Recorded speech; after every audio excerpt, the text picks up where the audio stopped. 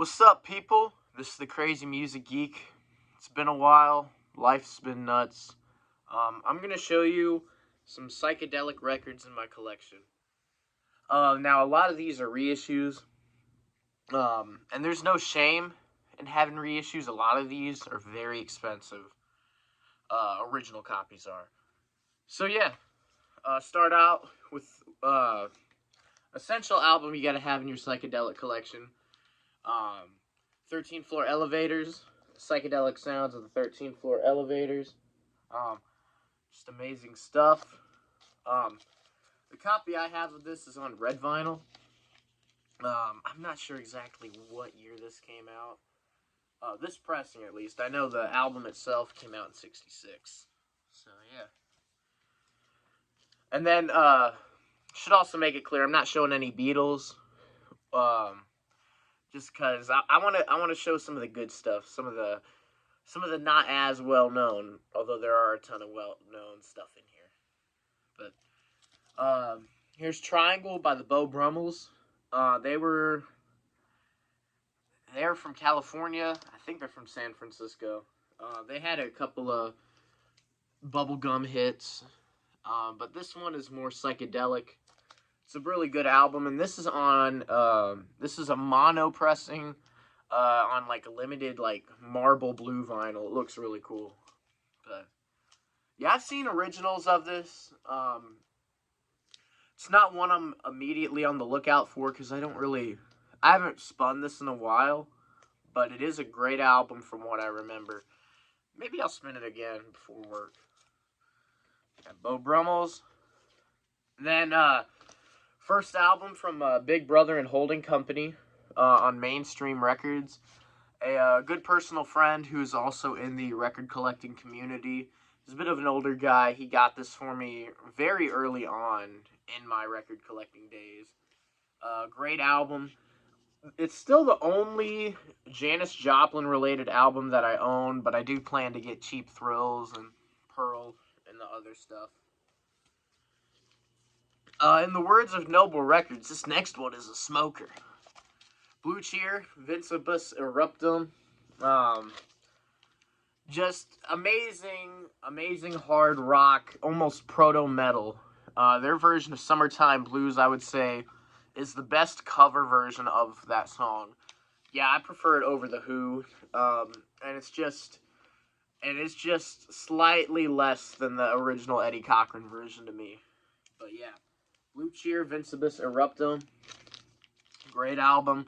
Very affordable album. You can get that for about $20, like $15-20. Alright, Blues Magoos, Psychedelic Lollipop. This is one of the Nuggets bands. And this is a great one. Blues Magoos are really good. These are also pretty affordable. Got this for like $15. This is actually fairly more recent find than some of the other ones on here. But yeah, Blues Magoo's Psychedelic Lollipop. And then I do have the second album, Electric Comic Book. And it does come with the comic book in it. The person who owned this before me, though, they colored all over it, though. So, yeah, it's supposed to be in black and white, but, you know how people are. Colored it.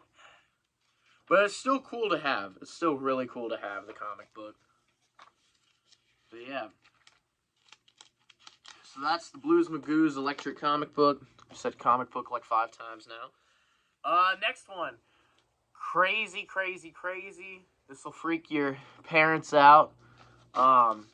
Crazy World of Arthur Brown. This is an original. This is a U.S. pressing. I'm trying to remember what the label is. It's on Track Records. Just crazy stuff. The single off of this managed to get to number 2 on the charts, just being held off by Hey Jude by the Beatles. Crazy ass song.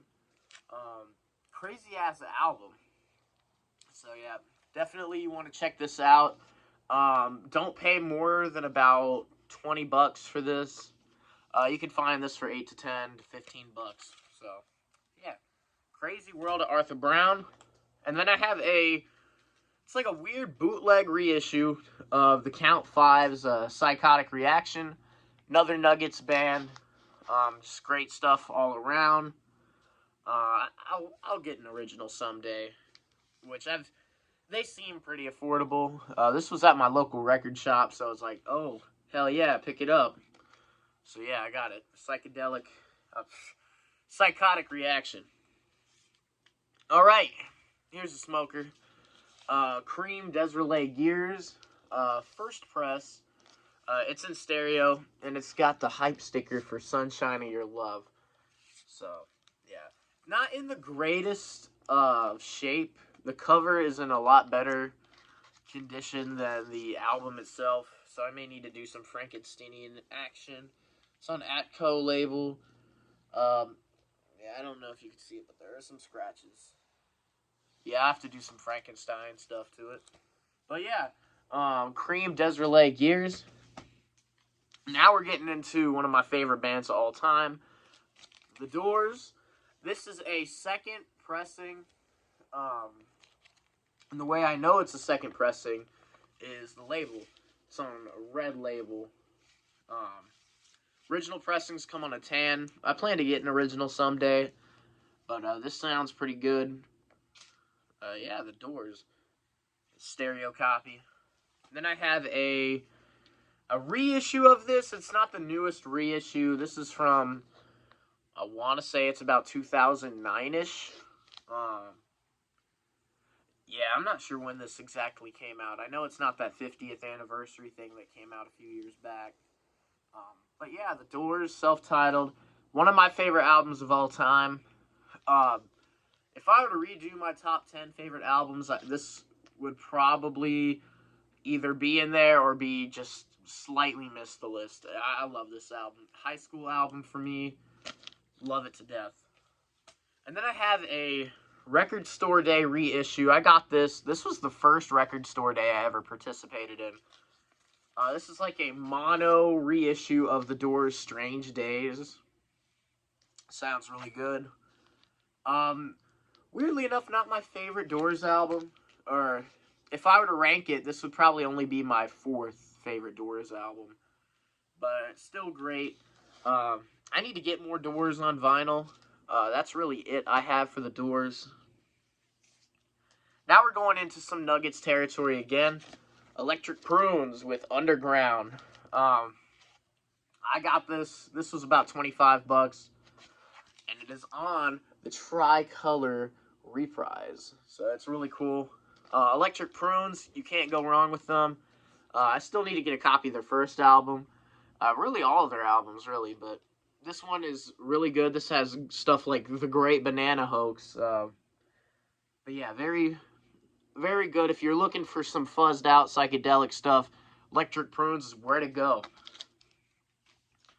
Alright, now we're getting into some hippie bullshit.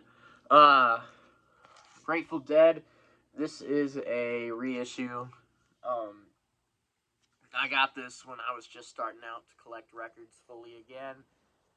But yeah, Grateful Dead debut. Great debut. A lot of cool stuff on it, like The Golden Road and some Morning Dew, Cream Puff War. A lot of great stuff on here. But yeah, I've seen some originals.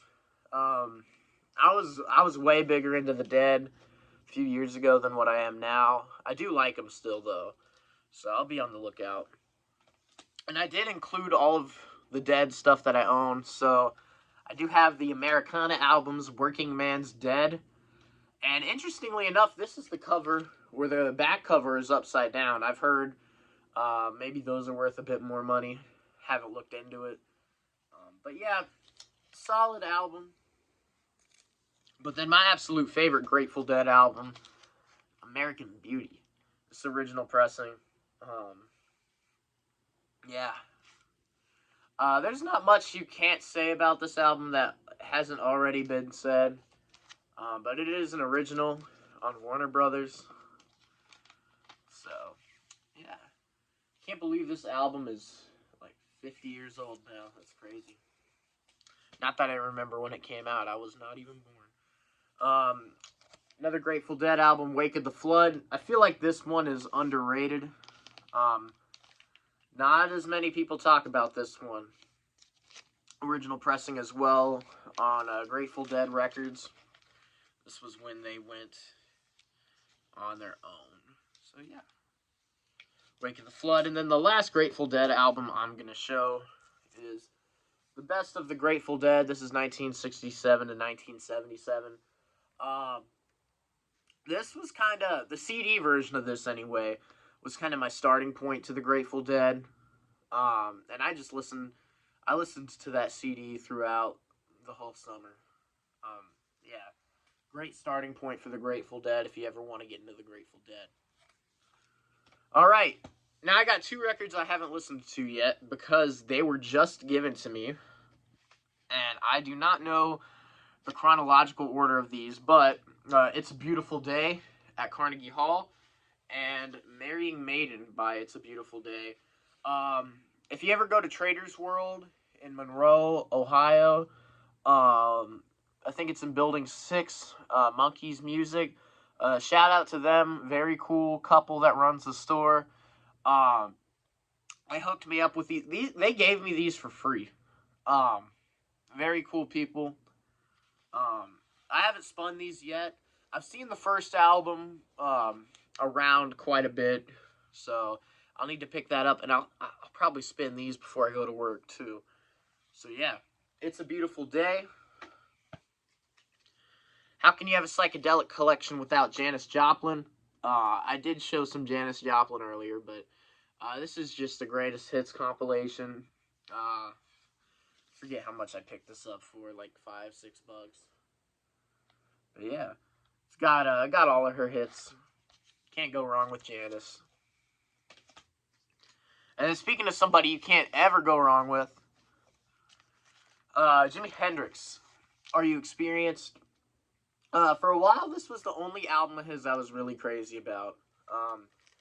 I have since grown an appreciation for Hendrix, and have grown to really love his stuff, but for a while, this was just it for me. It's got some great tracks on it, like Fire, Purple Haze, of course, title track, Foxy Lady, also like Manic Depression. I do plan to get an original of this, but I just have the reissue for now. So yeah. And then this next one I just bought, it is a reissue, Electric Ladyland. This is obviously not the band cover. There's no titties on the cover or anything. But yeah, this also is an all-analog reissue. So if you are a bit weary about picking up reissues, you don't have to worry about this one. This is all analog, and it's from the original 2-track master tapes. So yeah, Electric Ladyland. And then the last Hendrix I have is kind of weird. It's a Japanese-only album, I believe. Got it at a local record store that specializes in Japanese stuff. Hey Suburbia Records. But, yeah. It's just a soundtrack for the movie Experience. I haven't spun this a whole lot, but it was pretty great from what I remember. Can't go wrong with Hendrix. Now we're getting into some slightly obscure stuff. Some Noble Records core. This is the band July. Look at that cover. Pretty nuts on the cover. Original pressings of this go for quite a bit. Original US, I believe, they go for anywhere from $500 to $800. And I believe UK's go for like $1,000 or $2,000. But yeah. Great stuff. I love this. This kind of reminds me of some of the Syd Barrett, Pink Floyd, kind of Tomorrow. If you know the band Tomorrow, it kind of reminds me of that. Some killer stuff on here. I like the song Dandelion Seeds a lot. My Clown. A lot of cool stuff. Crazy out there. Well, not as crazy as Crazy World of Arthur Brown, but it's cool. Next one, everybody's got to have in their collection. Iron Butterflies, In-A-Gadda-Da-Vida. This was probably among the first 50 records I owned. I know, like, I've done collection videos in the past. This has always been in there. But yeah, Inagata Davida. You can also, kind of to copy some points I heard, you can tell if a record store is overpriced based on how they price this album. You should be able to get this for $4, $4 to $8 all day, every day. If you pay more than 12, they're ripping you off. Because this sold a shit ton of copies. But yeah, Inagata Davida. Some people I've noticed aren't too big on this song. They aren't really too big on Iron Butterfly, but I like it. I still like it. So, Inagata Davida, baby. Next one is more prog, admittedly. But I don't have a prog section in my collection. I rhymed. So this fits in, and it has psychedelic moments. It's rate your music core to the T. In the Court of the Crimson King by King Crimson. Original, U.S. Atlantic. Just a great album. 21st Century Schizoid Man is one of my favorite 60s tracks ever. Moonchild, of course. The whole album is great. I'm not too big on King Crimson other than this album. If you gotta listen to one King Crimson album, I would make it this. This is the essential King Crimson album. But yeah. In the Court of the Crimson King. And then we got a weird one here. The McCoys with Infinite McCoys. This is the guys that did Hang On Sloopy. But this is when they try to get more psychedelic. It's also a promo copy, not for sale. At least it's stamped on that, so I assume it's true. But yeah, I haven't heard this in a while. I do remember liking it quite a bit. But this is not the Hang On Sloopy McCoys, so just letting you know. Alright, next album, one of my favorite albums of all time.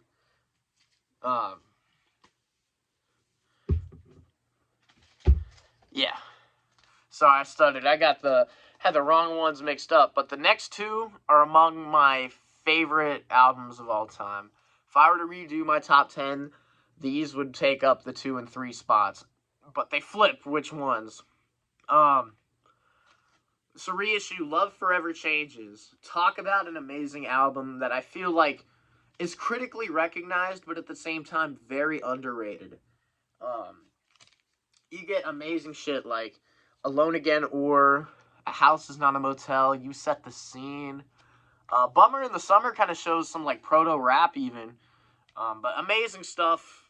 The whole album is amazing. Just think like, it's kind of like a culmination of like a Sgt. Pepper and a Pet Sounds all kind of culminating together into one album. Amazing ass album. Yeah. And I need to get more love too. The band Love. But yeah, and this next one, I fucking love. Moby Grape. This is a second, well, this is an original pressing, but it's the band, it's the refurbished cover. So there's no middle finger. But yeah, Moby Grape. It's in the shrink wrap. It is on Columbia. It's the 2i, I believe. But yeah, Moby Grape, I feel like, it's kind of like Forever Changes. I feel like people who know about it, they praise it. But that's the thing. Not everybody knows about this album. It's a wonderful album. This, I would say, right now is my second favorite album of all time. Behind Purple Rain, but I think it's very close to overtaking it. Like, that's how much I've grown to love this album. Very rare.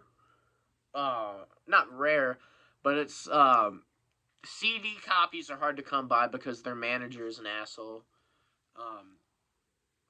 But yeah, Moby Grape. Gotta spin this. It's not on streaming, but hopefully it should be on YouTube. I've seen it on YouTube plenty of times. Alright, so that's part 1. I'm gonna be filming part 2 here in a moment.